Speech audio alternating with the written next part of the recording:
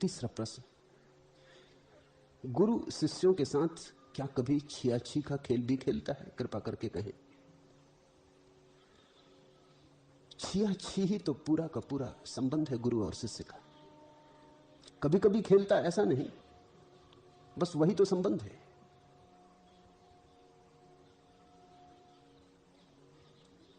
और न केवल गुरु और शिष्य के बीच वैसा संबंध है, परमात्मा और सृष्टि के साथ भी वैसा ही संबंध है। गुरु और शिष्य तो उसी विराट खेल को छोटे पैमाने पर खेलते हैं जिस बड़े पैमाने पर परमात्मा सृष्टि के साथ खेल रहा है।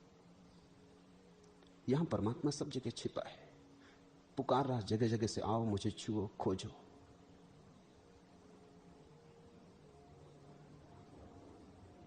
जिस दिन तुम उसकी पुकार सुन लोगे और तुम उसे खोजने लगोगे,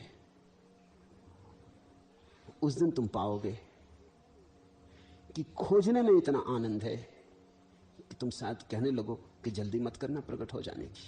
तुम कभी छोटे थे, जब तुमने खेला बच्चों का खेल छियाछी का, एक ही कमरे में बच्चे खड़े हो जाते हैं छिपके, कोई बिस्तर के नीचे दब गया है, कोई कुर्सी के पीछे छिप गया, और सबको पता है कि कौन कहां है, क्योंकि सभी धीरे धीरे आंख खोल के देख रहे हैं कि कौन कहां। फिर भी खेल चलता है।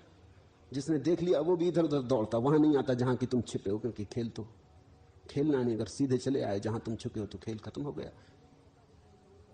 तुम्हें भी पता है कि वो कहां से आ रहा है, तुम भी देख रहे हो, वो भी देख रहा है, फिर भी खेल चल रहा है। आत्यंतिक अर्थों में यही अर्थ है लीला का। परमात्मा ऐसा नहीं छिपा है कि मिले नहीं, ऐसा छिपा है कि तुम हाथ बढ़ाओ और मिल जाए। लेकिन जिस दिन तुम समझोगे कि इतने पास छिपा है, तुम कहोगे जरा खेल चलने दो। चुभते ही तेरा अरुण बाण, बहते कनकन से फूट फूट, मधु के निर्झर से सजल गान, मेरे छोटे जीवन में देना न तृप्ति का कण भर, रहने दो प्यासी आंखें भरती आंसू के सागर। तुम मानस में बस जाओ छिप दुख की अवगुंठन से, मैं तुम्हें ढूंढने के मिस परिचित हो लूं कण कण से। तुम रहो सजल आंखों की सित असित मुकुरता बनकर, मैं सब कुछ तुमसे देखूं तुमको न देख पाऊं पर। भक्त कहता है सब तुमसे देखूं, तुम मेरी आंखों में छिप जाओ, मैं तुम्हारे द्वारा ही सब देखूं, फिर भी तुम्हें न देख पाऊं। और ये खेल चलता रहे। तुम मानस में बस जाओ छिप दुख की अवगुंठन से, मैं तुम्हें ढूंढने के मिस परिचित हो लूं कण कण से। ढूंढता फिरूं तुम्हें, और तुम्हें ढूंढने के बहाने, मैं तुम्हें ढूंढने के मिस, तुम्हें ढूंढने के बहाने परिचित हो लूं कण कण से। खोजता फिरूं, एक एक कण में तुम्हें पुकारता फिरूं, लहर लहर में तुम्हें झांकता फिरूं, और इस बहाने सारे अस्तित्व से परिचित हो लूं।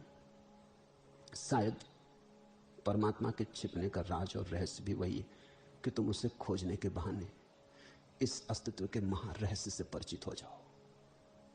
वो तब तक छिपा ही रहेगा जब तक कि इस जगत के समग्र रहस्य से तुम परिचित नहीं हो जाते। तुम एक जगह उसे खोज लोगे, वो दूसरी जगह छिप जाएगा कि चलो अब दूसरी जगह से भी परिचित हो लो। तुम यहां उसे खोज लोगे, वो वहां छिप जाएगा ताकि तुम वहां से भी परिचित हो लो। ऐसे वो तुम्हें लिए चलता, तुम्हें अपने पीछे दौड़ाए चलता।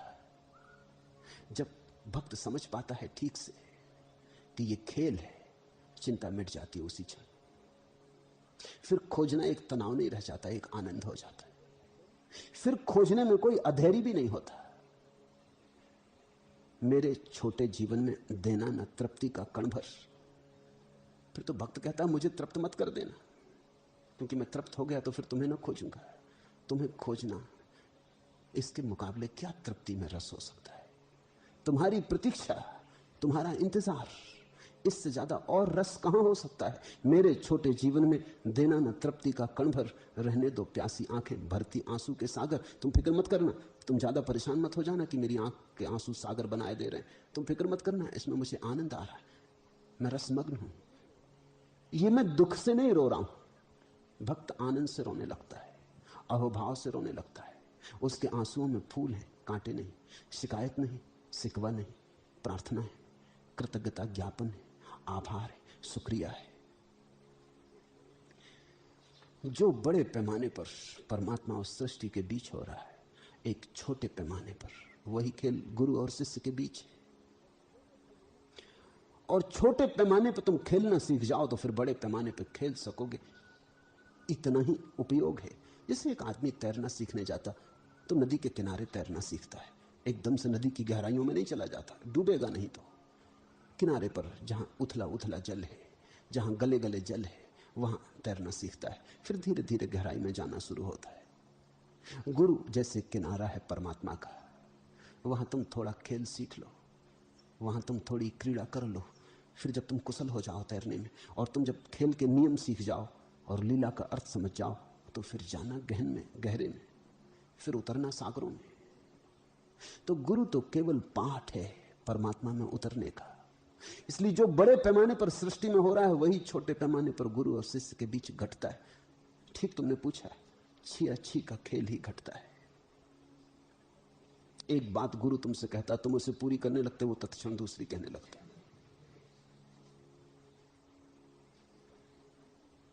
तुम एक बात मानने के करीब आते कि वो सब उखाड़ डालता। तुम घर बनाने को होते कि वो आधार गिरा देता। तुम जल्दी में हो कि किसी तरह हल हो जाए, गुरु इतनी जल्दी में नहीं। गुरु कहता है जो जल्दी हल हो जाएगा वो कोई हल ना हुआ। ये जीवन का ऐसा प्रगाढ़ रहस्य है कि जल्दी हल नहीं हो सकता। ये कोई मौसमी फूल के पौधे नहीं है,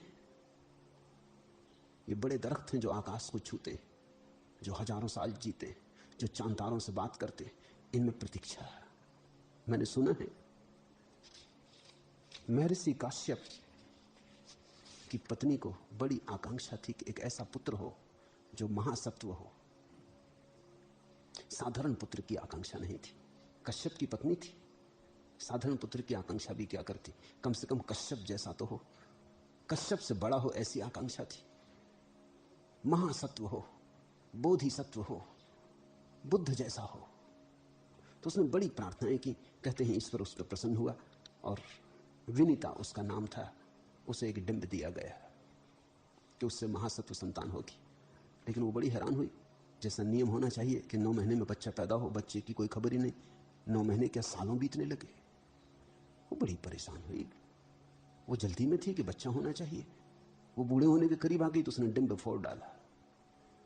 बच्चा निकला, लेकिन आधा निकला। जो बच्चा पैदा हुआ, पुराणों में उसी का नाम अरुण है। वही बच्चा बाद में सूर्य का सारथी बना। अरुण जब पैदा हुआ तो उसने बड़े क्रोध से अपनी मां से कहा कि सुन, तू महासत्व संतान चाहती है, लेकिन महाप्रतीक्षा करने की तेरी कुशलता और क्षमता नहीं। तूने बीच में ही अंडा फोड़ दिया। मैं अभी आधा ही बढ़ पाया हूं। पर मां ने कहा प्रतीक्षा हो गई, सालों बीत गए।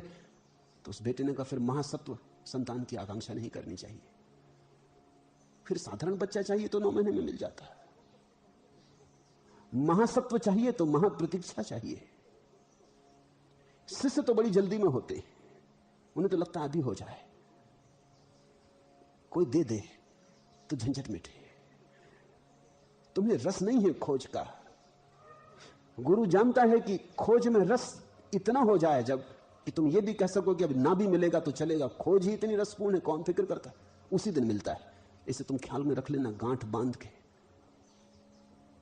मैं फिर से दोहरा दूं, जिस दिन तुम ये कहने में समर्थ हो जाओगे कि अब तू जान, मिलना जुलने की हमें फिक्र नहीं, लेकिन खोज इतनी आनंदपूर्ण है, हम खोज करते रहेंगे, तू छिपता रहे, उसी दिन खोज व्यर्थ हो गई। उसी दिन छिपने का कोई अर्थ ना रहा। जब खोज ही मिलन का आनंद बन गई और जब मार्ग ही मंजिल मालूम होने लगा, तो फिर मंजिल छिप नहीं सकती। उसी दिन मिलन घटता है। महाप्रतीक्षा चाहिए।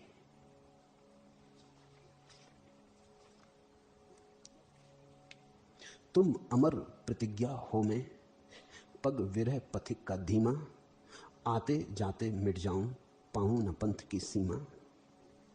पाने में तुमको खोऊं, खोने में समझूं पाना, यह चिर अतृप्ति हो जीवन, चिर तृष्णा हो मिट जाना।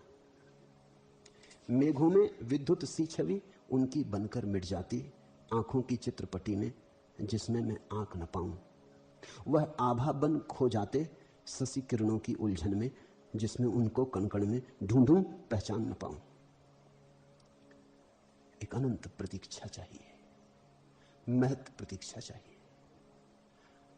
तो गुरु कई बार तुमसे कहता है अभी हुआ जाता, अभी हुआ जाता, बस होने को ही है। वो सिर्फ इसलिए ताकि तुम खोज में लगे रहो, ताकि तुम्हारा धैर्य बंधा रहे। पहुंचे पहुंचे, गुरु कहता जाता है। ये देखो किनारा करीब आ रहा, पक्षी उड़ते दिखाई पड़ने लगे, देखो दूर किनारे वृक्ष दिखाई पड़ने लगे, अब हम पहुंचते। ताकि तुम्हारी हिम्मत बंधी रहे। तुम्हारी हिम्मत बड़ी कमजोर है, और जैसे ही तुम किसी स्थिति में स्थिर होने लगते हो, किसी मकान के नीचे घर बनाने लगते हो और किसी पड़ाव को मंजिल समझने लगते हो, तत्क्षण गुरु डेरा उखाड़ देता। वो कहता चलो बस हो गया, अभी मंजिल बहुत है, अभी बहुत दूर जाना है, अभी यहां घर नहीं बना लेना है। ऐसी छिया छी चलती। धीरे धीरे तुम इस राज्य को समझने लगते, अनुभव से ही समझ में आता। धीरे धीरे तुम समझने लगते कि वास्तविक बात पाना नहीं है, खोजना है। वास्तविक बात पहुंच जाना नहीं है, पहुंचने की चेष्टा करते रहना। वास्तविक बात यात्रा है, मंजिल नहीं। हालांकि मैं समझता हूं तुम्हारी बड़ी जल्दी है किसी तरह मंजिल मिल जाए, कोई चोर दरवाजा हो वहां से पहुंच जाए, या कोई रुस्वत चलती हो तो किसी द्वारपाल को रुस्वत दे दें और अंदर हो जाएं, या कोई शॉर्टकट। मगर न कोई शॉर्टकट है, न कोई चोर दरवाजा है, न रुस्वत चलती, न तुम्हारे पुण्य से कुछ होगा, न तुम्हारी तपश्चर्या से कुछ होगा। अनंत यात्रा है परमात्मा। परमात्मा मंजिल है इस भाषा में सोचा कि तुम भूल में पड़ोगे, क्योंकि मंजिल का मतलब है फिर उसके बाद बैठ गए, फिर कुछ भी नहीं। परमात्मा सतत जीवन है, इसलिए बैठना तो घट ही नहीं सकता, यात्रा होती रहेगी। परमात्मा प्रक्रिया है, वस्तु नहीं। वस्तु की तरह सोचोगे तो भ्रांति होगी, भूल होगी। परमात्मा प्रक्रिया है, चलते रहने में, जीते रहने में, बहते रहने में। जैसे नदी बही जाती सागर की तरफ और सागर उड़ के नदी की तरफ बहता रहता है, ऐसे ही साधक खोजते रहते परमात्मा को, परमात्मा साधकों को खोजता रहता। ये खेल छिया छी का है। जिस दिन समझ में आ जाएगा कि खेल है, तनाव समाप्त हो जाएगा, फिर खेल में पूरा मजा आएगा।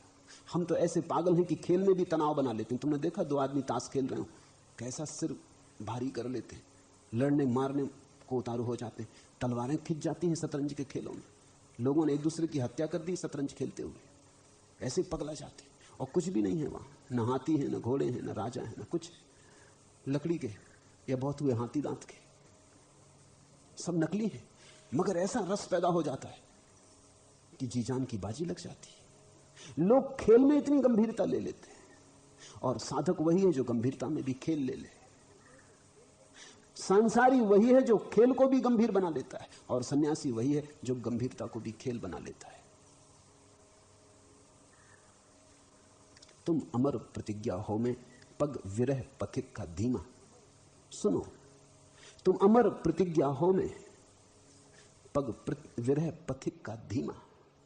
आते जाते मिट जाऊं, पाऊं न पंथ की सीमा। भक्त कहता है पंथ की सीमा कहां पानी, किसको पानी, पाके करना क्या। आते जाते मिट जाऊं, पाऊं न पंथ की सीमा। पाने में तुमको खोऊं, खोने में समझूं पाना। यही छी अच्छी का अर्थ है। यह चिर अतृप्ति हो जीवन, चिर तृष्णा हो मिट जाना। तुम्हें खोजते खोजते मिट जाऊं, तुम्हारी तृष्णा बनी ही रहे, तुम्हारी प्यास जलती ही रहे। मैं तुम्हें पाके तृप्त नहीं हो जाना चाहता, भक्त कहता। भक्त कहता तुम्हारी अतृप्ति इतनी प्यारी। मेघों में विद्युत सी छवि उनकी बनकर मिट जाती। कभी कभी बनेगी परमात्मा की छवि, मिटेगी परमात्मा की छवि। आंखों की चित्रपटी में जिससे मैं आंख न पाऊं, वो बनेगी और मिटेगी इतनी शीघ्रता से कि तुम्हारे मन में तुम उसको संजो ना पाओगे, तुम मन में प्रतिमा न बना पाओगे। तुम्हारा अहोभाव ही रहेगा। तुम ये ना कह पाओगे मैंने जान लिया। इसलिए उपनिषद कहते हैं जो कहता है मैंने जान लिया उसने नहीं जाना, और जो कहता है मुझे कुछ भी पता नहीं शायद उसे पता हो। मेघों में विद्युत सी छवि उनकी बनकर मिट जाती, आंखों की चित्रपटी में जिससे मैं आंख न पाऊं। कोई प्रतिमा नहीं बन पाती, झलक आती और जाती, और इतनी त्वरा से, इतनी तीव्रता से कि तुम मुट्ठी नहीं बांध पाते। बांधोगे भी तो मुट्ठी खाली रह जाएगी। परमात्मा मुट्ठी में बांधा नहीं जा सकता, न शब्दों में, न सिद्धांतों में, न शास्त्रों में। कहीं भी उसकी छवि तुम बांध ना पाओगे। वो अरूप अरूप ही रहता, दर्शन भी हो जाते फिर भी अरूप रहता, मिल भी जाता फिर भी पाने को सदा शेष रहता। वह आभा बन खो जाते शशि किरणों की उलझन में, जिसमें उनको कण-कण में ढूंढूं पहचान न पाऊं। भक्त को जल्दी नहीं, और जिसे जल्दी नहीं जल्दी ही घटना घट जाती, और जिसे बहुत जल्दी है उसे अनंत अनंत काल तक भटकना पड़ता और घटना नहीं घटती। अगर तुम चाहते हो अभी मिल जाए परमात्मा, तो तुम अनंत प्रतीक्षा के लिए राजी हो जाओ। कह दो जब मिलना हो मिल जाना, कुछ जल्दी नहीं है। हम खोजते रहेंगे, हम खोज में बहुत तृप्त हैं, हम अतृप्ति में भी बहुत तृप्त हैं। हमारे ये विरह के आंसू भी बड़े आनंदपूर्ण हैं।